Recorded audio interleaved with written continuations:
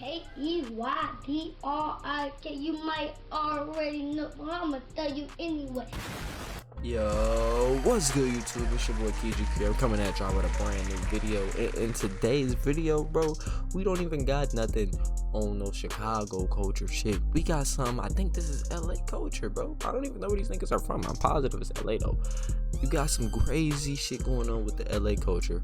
We found out that big rapper Yella Beezy is charged for paying a hitman to kill his rival rapper Mo3. So y'all know how Mo3 passed away a few years ago?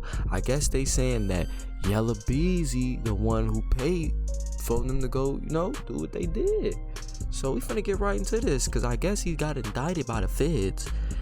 And I'm lost, so 1090 Jake gonna have to sit here and fill us up. Shit, I would say if you got your thing, for your thing, but I just smoked my thing in my last video, so I'm finna just smack this bowl, get off my dick about the bowl. It's normal, and we finna get right into this bitch. You feel me? Come on, man. Wait, kill me, turn my music out, man. Turn this shit out, man. Get right into this. The man. rap world is in shambles right now. Yes, sir. The biggest Crip just got indicted. No Jumpers host got taken down. For sure. Bobby Shmurda denounced the Crips. K-Flock beat a murder but then got found guilty on a RICO. And now we have another twist in the tragic murder of Texas rapper Mo3.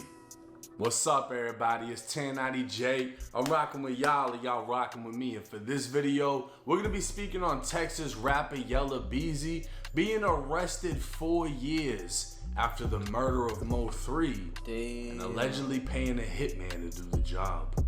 Back in November of 2020, 28-year-old Melvin Noble, who was more commonly known as the Dallas rapper Mo3, was tracked in a vehicle, followed onto an interstate, and literally caught in traffic. Mo3 was unable to maneuver his car any further, was aware he was being followed, and would get out and run in a last attempt to save his life as his killer chased after him with a rifle, firing a round into the back of his head.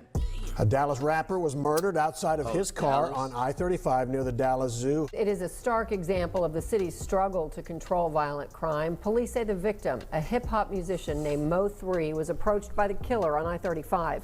Both men stopped their vehicles. The victim got out, took off, started running, but was shot several times on the highway. A bystander inside another vehicle was also hit. Police say that person did not suffer life-threatening injuries. Police are still looking for the shooter. The suspect, who was armed with a firearm, began firing several rounds at the victim, striking him. In doing so, the suspect also struck an innocent bystander who was sitting in his vehicle. Now, as we've all come to learn, usually the loudest mouth is the one who has nothing to do with it. Immediately following Mo3's death, rival rapper Trap Boy Freddy would post to Instagram. Man, whoever got the motherfucking freeway blocked out need to get y'all shit together, dog. God damn. Nick can't even get on the fucking freeway. Man, Law got the freeway blocked off all the way on Polk, dog. The fuck they got going? Y'all we covered it. We just around. Finna pop some bottles, bitch. It's bottle popping time. This would lead to obvious rumors that Freddy played a role in Mo3's death. But just like in the case of Julio Fulio, Young and Ace went to immediately celebrating and dropping music videos while dissing Fulio, when in all actuality, he had nothing to do with his murder. Dallas police would share photos of the shooter captured by highway surveillance, later identifying and arresting 22-year-old Keywan White. Months later, 28-year-old Devin Brown would also be arrested. According to his arrest report, Devin was mad Mo3 had a relationship with a female who later turned witness. Another witness would come forward stating Devin asked for Mo3's location multiple times before the murder. Police would find multiple calls between Devin and Keywan, as it's believed Devin was feeding Keywan information on Mo3's location so Keywan could take him out. As of March 18, 2025, a grand jury in Dallas would find probable cause that 33-year-old Marquise Conway, aka Yella Beezy, caused the death of Mo3 by employing Keywan White to murder him for money. Immediately, they said that Yella Beezy employed Keywan White to kill Mo3 for some money?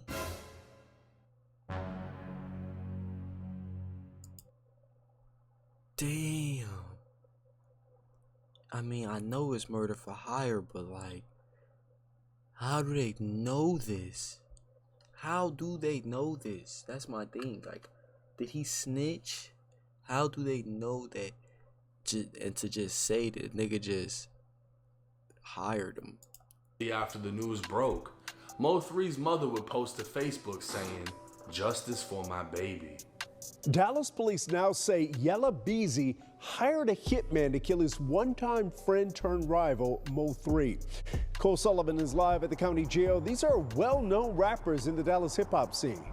Dallas. Chris, Yella Beezy's top single, it Put It On Me. Y'all probably looking at me like, boy, you thought they was LA, you dumb as hell. It peaked at 56 on the Billboard Hot 100.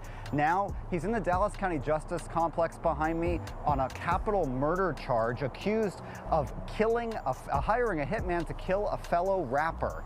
This all happened back in 2020. And just before noon, on the middle of Interstate 35, just south of the Dallas Zoo, Dallas police arrested a 22-year-old and charged him with murder. Initially, that 22-year-old's in federal prison, convicted of gun charges. But now, 5 years later, they say he was the trigger man. Police say Yella Beezy, whose hot song That's On, top song That's On Me, hired that 22-year-old and promised him cash for killing Mo3. A grand jury handed up an indictment this week and booked Marquise Conway tonight. The killing of Melvin Noble, known as Mo3, led to an outpouring of grief from his fans. Dozens held a memorial outside Dallas City Hall that week. He once was friends with the man now accused of hiring someone to murder him. The killing has long been suspected to be the result of a rap feud. With two people having been arrested years ago, nobody expected to see Yella Beezy making headlines for murder. But this wouldn't be the only murder Beezy's been tied to in recent weeks. Yella Beezy recently went viral after being seen in a picture with Jacoby Russell, one of two shooters who were arrested for killing Get Money Lil Ronnie and his 5-year-old daughter. Damn. Beezy would take to his Instagram story claiming it was just a picture, and he takes pictures with people he doesn't know all the time.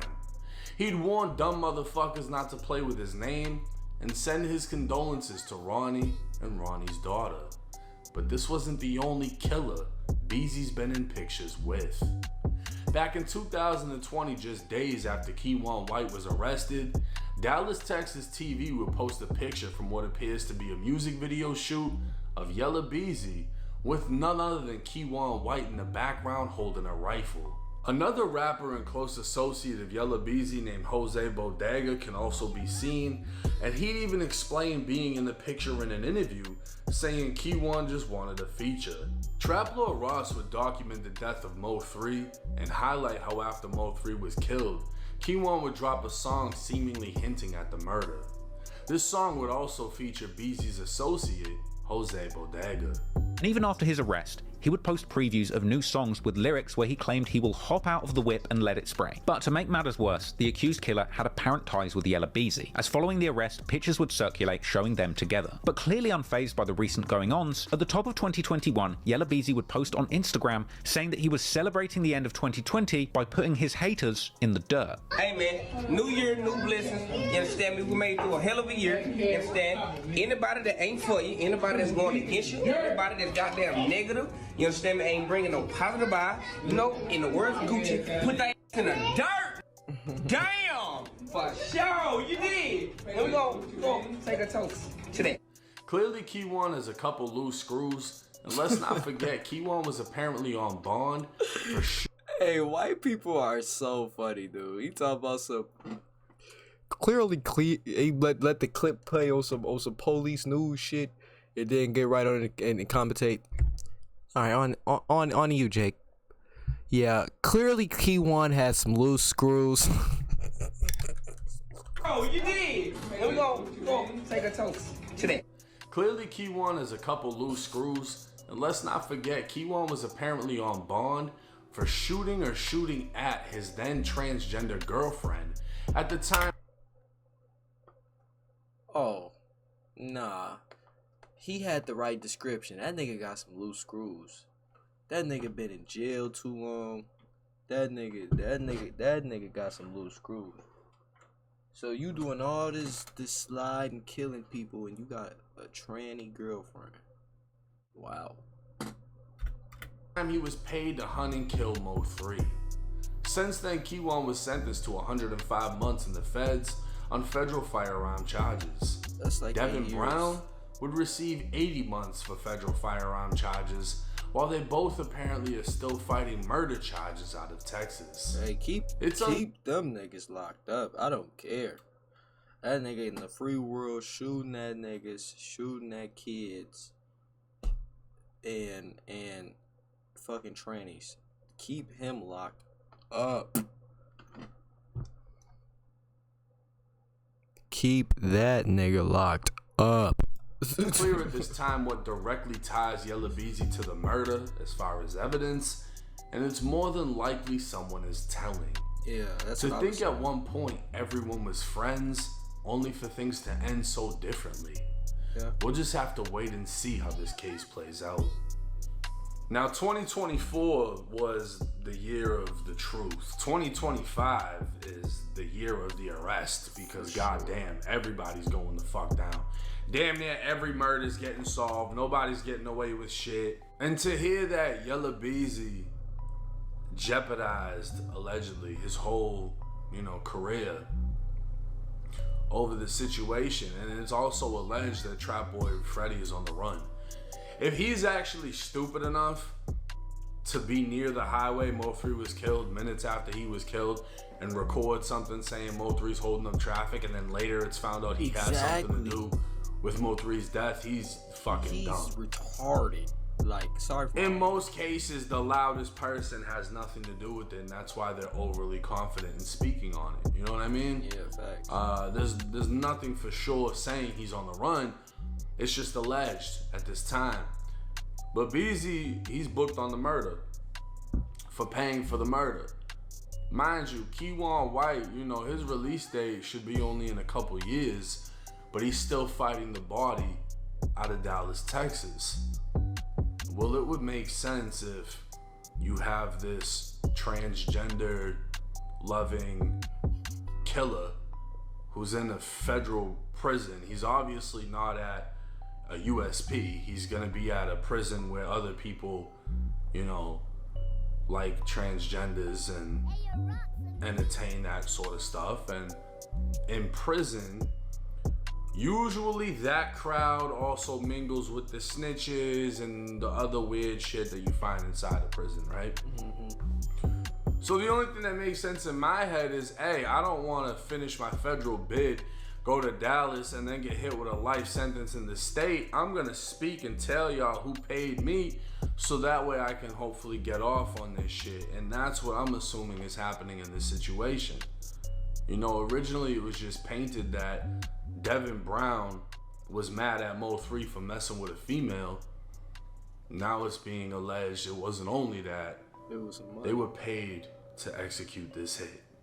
And I think the wildest thing about this is the fact that you can look at pictures of Mo3, Trap Boy Freddy, Yella Beezy when they were all friends. And there was a fallout, there's been fights. If you really want to break down the entire history, I highly recommend Trap Lord Ross's video. I think it's like 2 or 3 hours.